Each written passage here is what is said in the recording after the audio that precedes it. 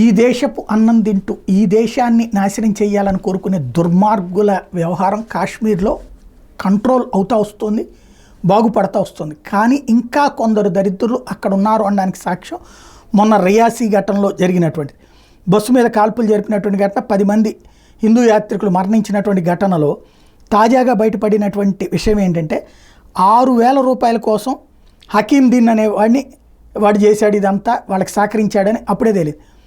వాడిని అరెస్ట్ చేశాక అసలు సంగతి ఏంటంటే వీడు వాళ్ళకి ఆశ్రయం కల్పించినటువంటి వ్యక్తి చివరి కాల్పుల్లో కూడా వాడు కూడా పార్టిసిపేట్ చేశాడు.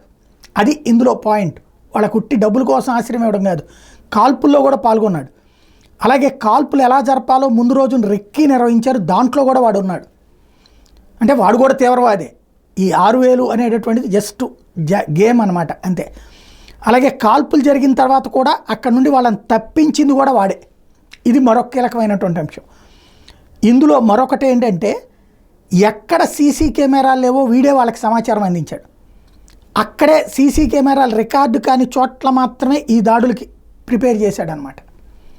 ఈ సంఘటన సందర్భంగా స్థానిక పోలీసులు 150 మంది అనుమానితులను అదుపులో తీసుకున్నారు.